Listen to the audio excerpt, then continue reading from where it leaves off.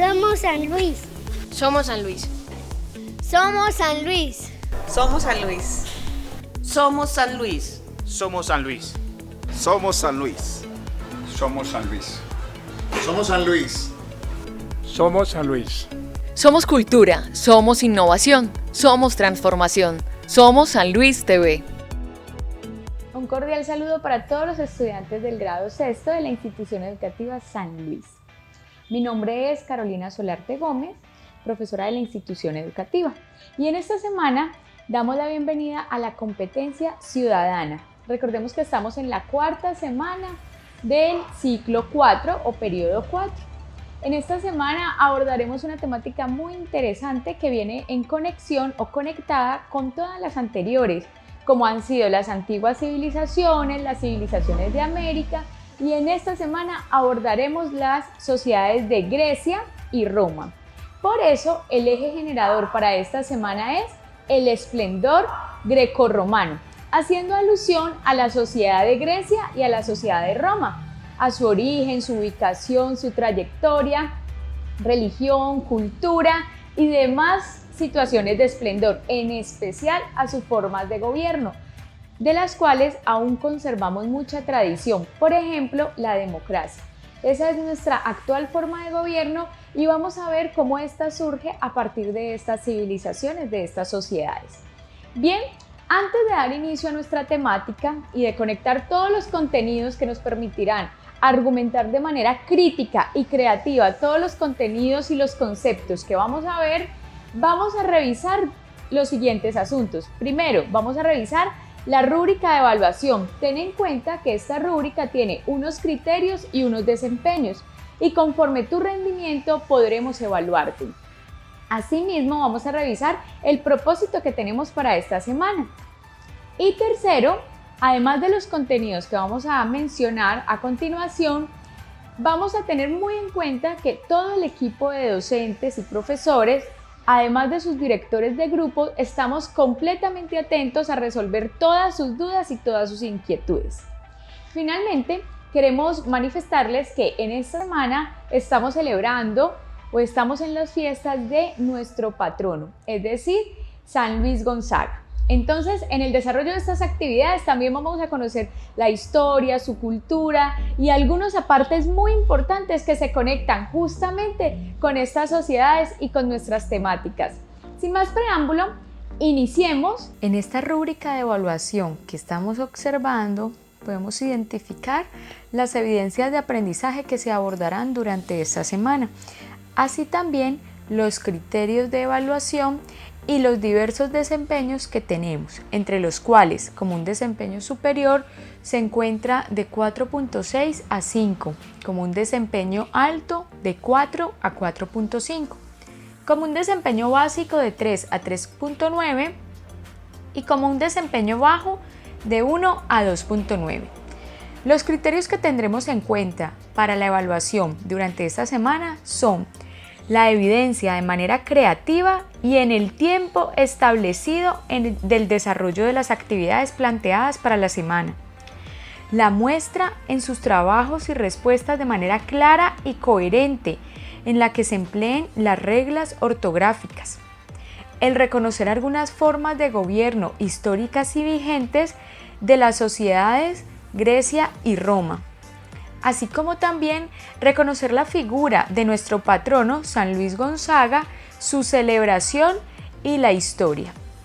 Finalmente, tendremos en cuenta identificar la comunicación como un factor social que dinamiza las relaciones humanas. Así también, en el desarrollo de esta competencia, tendremos como propósito general el siguiente: describir algunas formas de gobierno históricas y vigentes que se desarrollaron en las sociedades antiguas de Grecia y Roma, analizando la participación de las personas en la elección de sus gobernantes, la interacción y dinámicas de las relaciones humanas, además de las experiencias cotidianas que construyen una sociedad. Ahora vamos a abordar todo lo que significó esta sociedad de Grecia en la antigüedad. Entonces vamos a abordar los orígenes, su estructura, la conformación de los estados y cómo algunas migraciones dieron lugar a las colonias. Esto hizo parte de todo ese esplendor de Grecia y todo lo que se conectó a su vez con nuestra sociedad, formas de gobierno y demás. Así que presta mucha atención a cada uno de los elementos, figuras y mapas que te vamos a enseñar. La civilización griega se originó en la península balcánica y en las costas e islas del mar Egeo. Su relieve es montañoso, con estrechos valles, difícil de comunicarse entre sí. Su clima cálido y seco dio lugar a una agricultura de tipo mediterráneo. La mayoría de los griegos eran campesinos y cultivaban olivos, uvas y trigo. Además, poseían rebaños de cabras y ovejas. La situación de Grecia y su gran fachada marítima permitieron el desarrollo de la pesca y de un comercio a lo largo de todo el mar Mediterráneo. Este medio físico propició la fragmentación o división política de Grecia, es decir, no existía un gran estado griego, sino que cada valle y cada isla formaba un estado independiente denominado polis. Aunque cada polis era independiente, los griegos tenían muchos lazos en común que les hacían sentirse de una misma cultura, que se denominaba la Helade. Se asentaban sobre dos pilares, la lengua y la religión, pues todos ellos hablaban griego y escribían utilizando el mismo alfabeto. Además, todos los griegos adoraban a los mismos dioses. Su religión era politeísta y estos dioses eran antropomórficos, es decir, que se parecían física y psíquicamente a los seres humanos. Quiere decir que estos dioses lloraban, comían, amaban, sufrían, reían, luchaban y demás características parecidas a los seres humanos. Estos dioses habitaban en el Olimpo, en el monte sagrado, y Zeus era considerado el padre de todos los dioses. Se dice que los primeros griegos son el resultado de una mezcla de pueblos que se instalaron en las tierras de Grecia en sucesivas oleadas y que se relacionaron con la población autóctona. Hacia el año 2000 a.C., los aqueos, un pueblo indoeuropeo procedente del norte, llegó a las tierras griegas. A este pueblo también se le conoce con el nombre de micénicos, por la ciudad más grande que era Micenas. A diferencia de otros imperios como Egipto o Mesopotamia, el mundo griego se encontraba organizado en pequeñas ciudades-estados que eran independientes. Estas ciudades se denominaban polis. Cada polis se componía propiamente de la ciudad, de los pueblos y de los campos alrededor. También poseían sus propias leyes, moneda, ejército y su propio gobierno. Las polis se componían de dos partes. En la parte baja se encontraban las viviendas, tiendas, edificios públicos, que se situaban alrededor de una gran plaza que se denominaba el ágora. Y en la parte alta, o también llamada Acrópolis, se encontraba una ciudadela en la que podían refugiarse en caso de peligro. Allí también se encontraban los principales edificios religiosos. En las primeras polis existía un gobierno oligárquico, compuesto por un número muy pequeño de aristócratas, quienes eran los grandes propietarios agrícolas que dominaban a los campesinos y que constituían la élite guerrera. El resto de ciudadanos masculinos conformaban un ejército de la ciudad, quienes podían reunirse en asamblea, pero solamente eran escuchados. Durante el siglo VI a.C., en estas polis se generaron grandes revueltas o movimientos sociales en contra del poder que ejercía esta élite guerrera, quienes eran los aristócratas, especialmente porque tenían la costumbre de esclavizar a las personas por no pagar sus deudas. En esta evolución se pudo ver que tras el desarrollo de la agricultura, el comercio y la artesanía, muchos ciudadanos podían disponer de dinero suficiente para comprar su propio equipo militar y participar en la defensa de la ciudad. Estos eran denominados los hoplitas. Los hoplitas eran aquellos guerreros que tenían unas características principales. Aquí los podemos ver en la imagen. Estos al poder adquirir todos sus equipos, exigían en contrapartida participar para defender a su gobierno. Las demandas en la participación política dieron lugar como tal a unas reformas sociales que favorecieron al pueblo, y es aquí donde se empiezan a generar unas nuevas formas de gobierno conocidas como la democracia. Recordemos que la democracia es nuestra actual forma de gobierno en Colombia. La escasez de tierras, la miseria en que vivían muchos campesinos y la posibilidad de ser esclavizados por deudas llevó a que muchos griegos abandonaran sus ciudades de origen y se conformaran o fundaran unas colonias, las cuales se daban a partir de imitar sus ciudades de origen. Los gobernantes de las polis griegas organizaron estas oleadas migratorias porque representaban muchas ventajas. Entre ellas, se libraban de los desocupados y aumentaban sus ingresos con la construcción de barcos que permitían generar esas embarcaciones para los que se marchaban. Además, los griegos expandieron su territorio en todas las direcciones. Por ejemplo, en el oriente instauraron dominios cerca del imperio persa, en el norte en las riberas del Mar Negro, al sur en Egipto y en occidente, donde más se extendió, llegó a tomar territorios en la mitad de la península ibérica. A bordo de esas ligeras embarcaciones, los griegos recorrieron costas en busca de lugares adecuados para establecerse y además para comerciar. Las nuevas polis que fundaban eran colonias de la ciudad de origen, es decir, de la metrópolis. Y aunque eran completamente independientes, mantenían con la metrópolis estrechos lazos para comerciar y para relaciones culturales. Bien, el contacto con los griegos supuso grandes avances. Por ejemplo, la difusión del vid y del olivo, además del conocimiento de nuevas técnicas y la introducción de la moneda y la escritura. En este mapa podemos observar a partir de esas líneas rojas cómo se dio todo este proceso de expansión y que hace parte de ese esplendor de Grecia. Bien, continuemos aprendiendo sobre esta sociedad con el profe Cristian. Cordial saludo para los que nos están viendo en este momento y agradecimientos a la profe Carolina por sus explicaciones. Ella nos mencionaba y hablaba sobre Grecia. Vamos a continuar hablando un poco más sobre esto. Resulta y sucede que en este tiempo también hubo una civilización que se llamaban los persas. Los persas querían conquistar a Grecia. Resulta y sucede que entonces habían un ejército que eran los hóplitas atenienses, los cuales rechazaron en diferentes ocasiones estas conquistas, una en tierra y otra por mar. Este nombre, hóplitas, surge del escudo que ellos utilizaban, que se llamaba oplón, el cual era redondo. La victoria que entonces tuvo Atenas sobre los persas llevó a que Atenas tomara un papel fundamental sobre el resto de las ciudades griegas. Entonces estas ciudades conformaron lo que fue llamado la Liga de Delos, una asociación dirigida por Atenas. ¿Qué pasó allí? Entonces se aportaba dinero para mantener una flota de guerra para así prevenir una nueva invasión de los persas. Además de esto, todos estos dineros los recaudaba Atenas y los guardaba en esta isla de Delos. Y así se pudo crear una gran etapa de muy buen esplendor para la ciudad griega.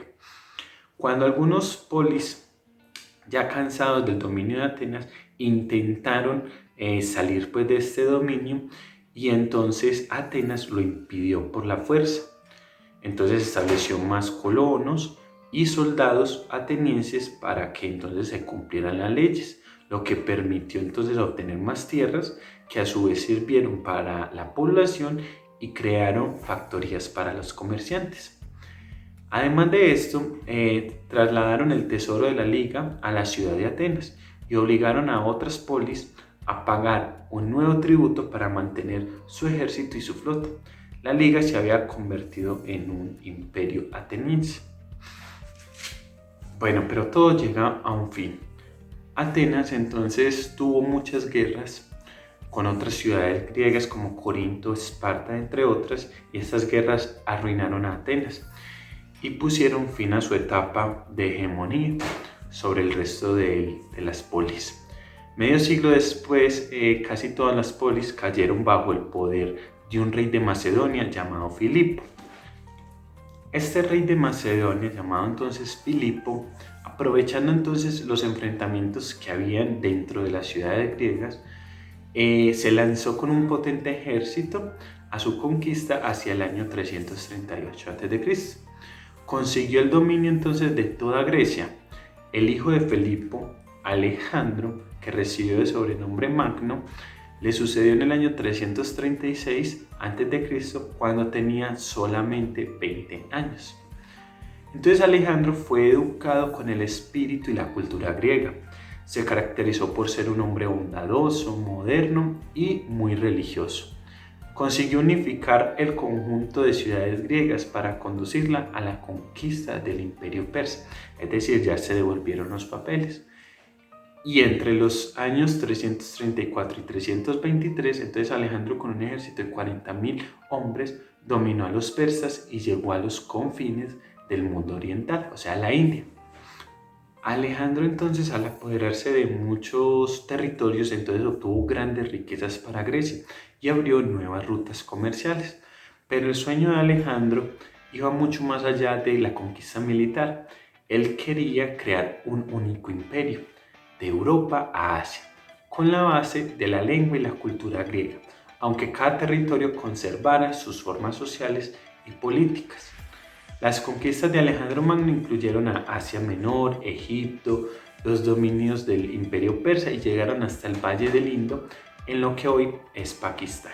Sin embargo, entonces Alejandro Magno muere a los 33 años y esto trunca su proyecto imperial.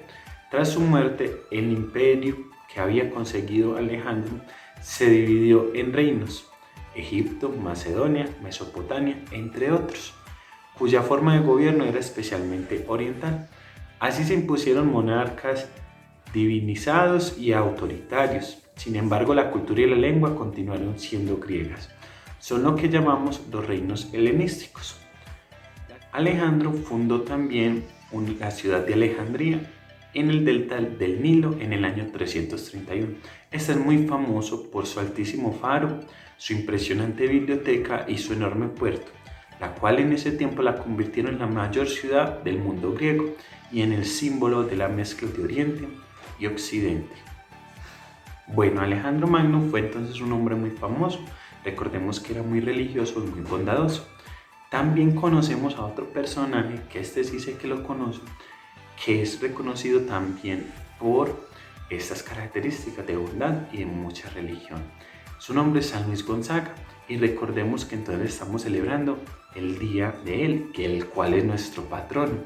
Y por eso te voy a compartir unos datos curiosos sobre el San Luis Gonzaga. ¿Listo? Cuando él iba a hacer o decir algo importante, se preguntaba: ¿de qué sirve esto para la eternidad? Y si no le servía, simplemente no lo hacía o no lo decía. Por otra parte, el 30 de mayo de 1996, San Luis Gonzaga se convierte en nuestro patrono institucional y se establece la celebración de su fiesta. Su familia quería que él fuera militar y frustró estos planes cuando hizo votos y se consagró a Dios. Nació en una familia noble, pero esos despilfarros no llenaban su corazón, así que renunció al título de marqués e ingresó a la Compañía de Jesús. Durante su preparación para ser sacerdote, él estuvo cuidando mucho a los enfermos de la peste de tifo negro y un día se encontró en la calle a un enfermo gravísimo. Se lo hinchó al hombro y lo llevó al hospital, pero se le contagió el tifo y murió en Roma el 21 de junio de 1591, a la edad de solo 23 años. Según el acuerdo del Consejo Directivo del 30 de mayo de 1996, se acordó recuperar la memoria del santo patrono. Además, la capilla de la institución también tiene su nombre. ¿Listo? Ahora los dejo con la profe Janet, que les va a hablar sobre los inicios de Roma. Hasta una próxima ocasión. Hola, mi nombre es Janet Pérez y vamos a hablar un poquito de Roma. Roma fue durante mucho tiempo una pequeña ciudad de la península itálica. El origen histórico de Roma nos dice que a mediados del siglo VIII a.C., algunas tribus de latinos se agruparon a orillas del río Tíber, en la colina del Monte Palatino, cerca de una isla. Más adelante, para protegerse de las frecuentes inundaciones y de sus enemigos, los latinos se asentaron sobre 7 colinas próximas entre sí. Allí se levantaron los primeros poblados que dieron lugar a una ciudad que se llamaría Roma. Al principio, los romanos vivían solamente de la agricultura y la ganadería, pero como la ciudad era un lugar de paso obligado para los que cruzaban la península itálica, Roma prontamente se convirtió en un importante enclave comercial, donde se realizaban gran parte de los intercambios entre los distintos pueblos. Como casi todos los pueblos de la antigüedad, los romanos atribuyeron un origen mítico a su ciudad y se emparentaron con dioses y héroes. El escritor Virgilio recoge en su obra La Eneida la leyenda según la cual Eneas, hijo de la diosa Venus y uno de los héroes de la guerra de Troya, desembarcó en el Lacio. Su hijo Ascadio fundó una ciudad, Alba Longa, quien más adelante daría origen a Roma. Otra leyenda relacionada con la anterior atribuye la fundación de la ciudad de Roma a 2 gemelos, Rómulo y Remo, hijos del dios Marte y de Rea Silvia, hija de un rey de Alba Longa. Al nacer fueron abandonados en el Tíber, pero fueron milagrosamente salvados y amamantados por una loba. Luego, Rómulo y Remo fueron criados por un pastor y su mujer. Al convertirse en hombres, fundaron una ciudad, Roma.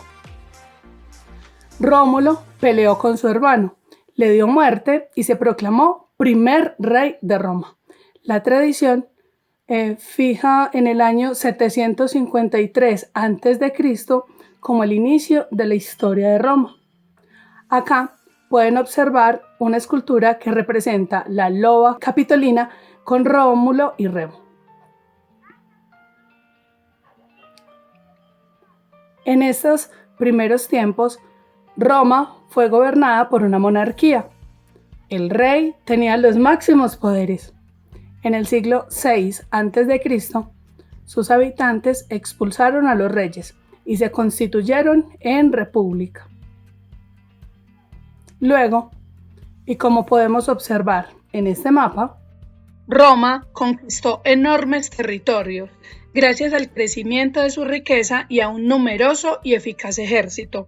En Roma, cualquier ciudadano entre los 17 y 60 años era un soldado sometido a una dura disciplina militar. Mediante numerosas guerras, Roma se adueñó de las tierras que se extendían desde la península ibérica hasta Oriente, a uno y otro lado del Mediterráneo. Ya no era esa pequeña ciudad en la península itálica que vemos en amarillo, sino que obtuvo muchas tierras a lo largo de los años. Entre esos territorios que conquistó encontramos a Grecia, y es gracias a este contacto con Grecia que los romanos adoptaron el panteón de los dioses griegos y buena parte de su arte y cultura. Todo ello forma lo que llamamos cultura clásica, que es el fundamento de la civilización occidental actual. Al finalizar este periodo de conquista, Roma se transformó en un gran imperio. Los siglos I y II después de Cristo fueron los que se conocen como de Pax Romana. En esta época el imperio alcanzó su máxima prosperidad. A partir del siglo I después de Cristo, los romanos dominaron el mundo, pero también construyeron puentes, carreteras, expandieron su lengua que era el latín y también expandieron su cultura, que recordemos que ya estaba muy unida con la cultura griega. A partir del siglo III, el imperio entra en crisis, asuntos estos de los cuales nos va a hablar a continuación la profe Claudia. Estemos entonces muy atentos. Chao. Muchas gracias, profe Janet. Bueno, hola chicos. Vamos entonces a continuar hablando de la sociedad de Roma. Y para ello los invito a un espectacular viaje. ¡Vamos! Bueno chicos, entonces para realizar este viaje vamos a iniciar entonces con la prosperidad económica en Roma y la vida urbana. Acerca entonces de las exportaciones agrícolas. La actividad agrícola se desarrolló y progresó en todas las tierras del imperio. Los romanos introdujeron el arado, los molinos de grano, las prensas de aceite y vino, y nuevos sistemas de regadío. También enseñaron a cultivar frutales, hortalizas, cereales y olivos. En todas las provincias surgieron colonias agrícolas, con campesinos que explotaban las tierras para su propia subsistencia. También fueron extendiéndose los latifundios, enormes extensiones de tierra que eran explotadas por patricios, comerciantes o militares. En ellas trabajaban mayoritariamente esclavos. En cuanto a las relaciones comerciales, en los primeros siglos del imperio, el comercio entre las provincias se vio favorecido por la paz interna, la seguridad en las comunidades y el aumento de la producción agrícola y manufacturera. Hispania explotaba vino, el norte de África aceite y Egipto trigo. De Germania y el Báltico llegaban ámbar, pieles y esclavos. De África importaban marfil, oro, animales para el circo, incienso y esclavos. Y de la India y China, productos de lujo como piedras preciosas, sedas y perfumes. Los romanos contaban con magníficos caminos o calzadas que unían Roma con todas las provincias del imperio. Ahora bien, el comercio internacional se efectuaba especialmente por vía marítima. Ostia junto a Roma, Antioquía y Alejandría eran los puertos más importantes. La existencia de una moneda sólida y utilizable en todas las tierras del imperio ayudó al desarrollo comercial. En cuanto a las ciudades, que fue el centro del imperio, Roma fue un imperio de ciudades. Se fundaron centenares de ellas. Todas tenían una estructura similar. Estaban protegidas por murallas y en el centro se situaba una plaza en foro. También tenía numerosos edificios públicos destinados al ocio, como termas, teatros, anfiteatros, circos, entre otros. Y un buen sistema de canalización de aguas, o sea, los acueductos y de alcantarillado. La ciudad era el lugar de residencia de las autoridades y la administración, y el centro económico donde se realizaban todas las actividades artesanales y comerciales. Además, las ciudades constituyeron a la romanización del imperio, es decir, ayudaron a difundir la lengua, las costumbres, las leyes y el modo de vida de los romanos. Aunque la sociedad romana era abierta, existían grupos sociales con derechos desiguales. Esa ciudad estaba dividida en dos, entre los ciudadanos y los no ciudadanos. Los ciudadanos eran los senadores y administradores del imperio. Los nobilitas, que eran patricios y plebeyos enriquecidos. Estaba la plebe, que eran los clientes. Entre los no ciudadanos estaban los libertos y los esclavos. Los ciudadanos eran los que no pagaban impuestos por las tierras y tenían derechos políticos. Los patricios eran senadores de alto cargo y hombres enriquecidos, oligarquía política y económica. Los plebeyos eran la mayoría, eran campesinos artesanos, agrupados en colegi o gremios, y la plebe, que en la república se enfrentaron a los patricios por conseguir sus mismos derechos. Los no ciudadanos, es decir, los que no tenían derechos, estaban los libertos, que eran esclavos liberados por sus amos. Los esclavos no eran considerados personas, eran propiedad o mercancía. Trabajaban en la agricultura, las minas, artesanía, servicios domésticos. Eran prisioneros de guerra, eran como una deuda, era un hijo de esclavo. Las mujeres dependían de su padre, es decir, que ellos acordaban su matrimonio o su marido. Se dedicaban a organizar la casa, a tejer o hilar. Podían poseer bienes, acudían a la escuela y no vivían en gineseos. Bueno, pero vino una crisis del Imperio Romano. El Imperio Romano entró en una crisis a partir del siglo III después de Cristo. Cesaron las conquistas y el imperio tuvo que enfrentarse a una serie de problemas. En primer lugar, las fronteras se volvieron inseguras por los ataques de los pueblos germánicos, es decir, los bárbaros, que habitaban más allá del limes.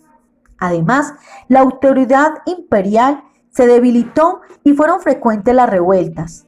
entre los años 235 y 268, se sucedieron 30 emperadores legítimos y más de 70 ilegítimos. Ante esta situación, los jefes militares fueron aumentando su poder y el ejército se convirtió en la única autoridad de las provincias. A estos problemas se sumaron lo económico. La falta de esclavos, al acabarse las conquistas, provocó un descenso de la producción agrícola y minera. Además, los ataques bárbaros cortaron las vías de comunicación. El comercio y la artesanía se estancaron y la población se empobreció. Entonces vino una división del imperio. En el año 395, para facilitar su defensa, el emperador Teodosio dividió el imperio entre sus hijos, Arcadio y Honorio. A partir de este momento quedaron separados del Imperio Romano de Occidente y el Imperio Romano de Oriente. El Imperio de Oriente, también conocido como bizantino, era más rico y poblado. Allí, el emperador supo mantener su autoridad y defender las fronteras contra los bárbaros. Así pues, el imperio sobrevivió. En Occidente, en cambio, la decisión de Teodosio fue insuficiente para salvar el imperio.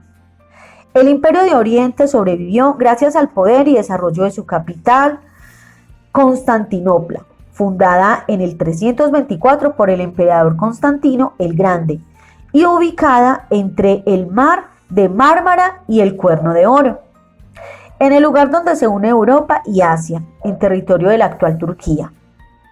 Constantinopla fue una ciudad preferiblemente comercial, pero también fue una ciudad industrial con barrios de artesanos que trabajaban sobre todo la sede de los metales preciosos, cotizados en todos los países del Mediterráneo. Constantinopla fue durante toda la Edad Media la ciudad más importante de Europa y del mundo mediterráneo. Vino entonces el cristianismo, que fue una religión oficial. Constantino, un general que luchaba por convertirse en emperador, venció a su rival y en el año 312 fue nombrado emperador. Convencido de que su suerte se debía al poder de la nueva religión, decidió protegerla. Así, en el año 313, Constantino autorizó el cristianismo. El Edicto de Milán acabó con las persecuciones y él mismo se convirtió.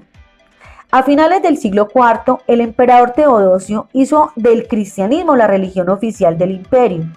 Eso fue en el 380 después de Cristo. Y con el tiempo, el cristianismo se expandió por todo el imperio. El fin del imperio de Occidente. A principios del siglo V, los pueblos germánicos traspasaron las fronteras y entraron en el imperio occidental, empujados por un pueblo llegado de Asia Central, los hunos.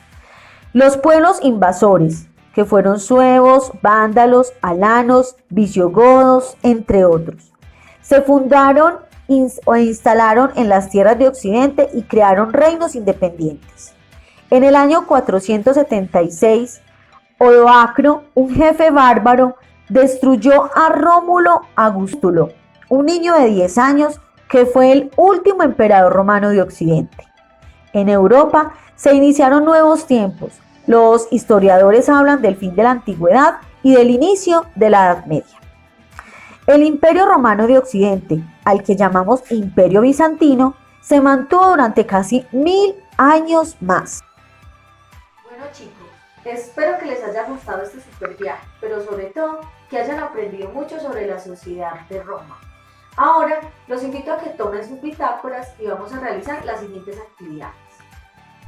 Primero, a partir de comprender la lectura, define en tus propias palabras los siguientes conceptos: antropomórfico, la Helade, polis, ágora y acrópolis. Recuerda escribir la definición con tus palabras y luego cómo se relacionan estos conceptos en nuestra sociedad. Segundo, la historia de la polis griegas tuvo importantes momentos como la esclavitud, problemas de deudas y revueltas sociales. ¿Cómo esta historia ayudó a la revolución de la democracia? Tercero, en nuestra sociedad vemos muchas personas endeudadas y preocupadas por pagar préstamos, cuotas, impuestos, servicios y demás. ¿Consideras que esta situación se relaciona con una especie de esclavitud actual en las personas? Explica tu respuesta. Cuarto, la civilización griega brindó muchos aportes para la nueva forma de gobierno conocida como democracia. Nuestra sociedad se rige bajo esta forma de gobierno. Menciona 3 características que nos permite la democracia.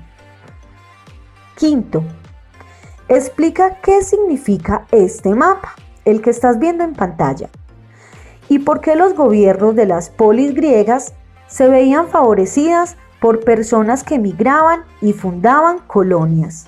Sexto punto, teniendo en cuenta que aunque cada poli era independiente, tenían algo en común.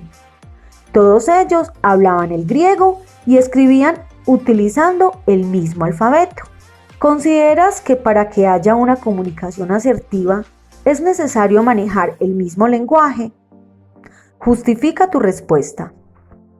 Séptimo, descifra el mensaje secreto reemplazando cada seña por la letra correspondiente.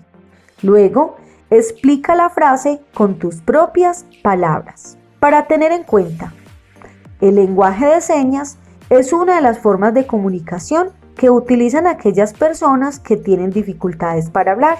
Por eso, este lenguaje resulta ser una grandiosa herramienta para valorar la comunicación, reconociéndola como una actividad cotidiana que permite el diálogo, la transmisión de información y fortalece la construcción de una sociedad. Como puedes observar, aparecen unas señas. Cada seña representa una letra. En la parte inferior encuentras qué letra corresponde a cada seña. Cuando ya lo hayas encontrado, escribe en la línea la letra que corresponde a cada seña y descifra el mensaje.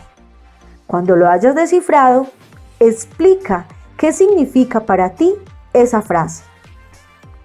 Bueno chicos, hemos llegado al final de este video y también de nuestra competencia ciudadana. Esperamos que hayan disfrutado cada una de las actividades propuestas. También esperamos que les hayan aportado no solamente a su crecimiento personal, sino también a su crecimiento intelectual.